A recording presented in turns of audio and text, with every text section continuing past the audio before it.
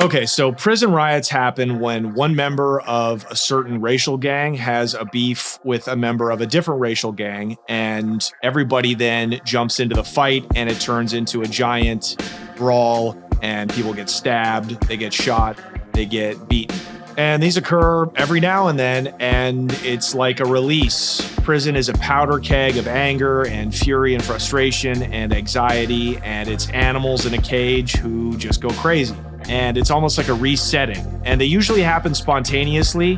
And when they happen, it's a scary thing, because if you are on the main line in a maximum security prison and a riot kicks off in your yard, you have to jump in and fight, or you will be beaten and exiled and maybe killed by members of your own gang later on. So if you're on the main line, you have to be prepared to fight.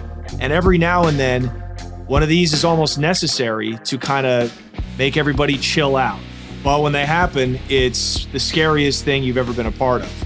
And this kind of stuff just came in waves, right? So at Two Rivers, we would go months and months and months with no kind of beef or tension, and things would be relaxed on the yard. The guards in the towers above would have their rifles relaxed against their bodies. They would be chewing tobacco. They would be laughing with other inmates. But when the beef was on, you could tell, you could feel it. And when you were on the yard, for instance, the guards in the towers would have their rifles, those big M80 long-range rifles that they had.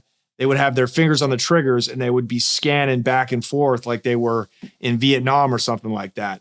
And once one of those riots kicked off, you had about 2 minutes to do your work and get your fucking stabbing in before you would hear that pow, that warning shot in the air. They would give you one warning shot, and then you would have to hit the dirt.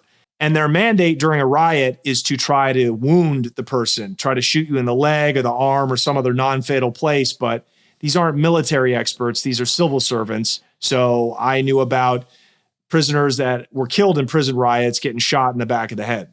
And another way you knew that a riot was about to happen was you would actually see inmates start to bring their prison boots with them to the showers. So let me explain that. So when a riot kicks off, say on the yard or in the day room, that means wherever you're at in the prison, doesn't matter if you're in the kitchen working or you're in the wood shop, wherever, you had to put your things down and start fighting. So if a riot kicked off and you were in the showers, you didn't want to be caught without footwear if you had to turn and start fighting the guy next to you.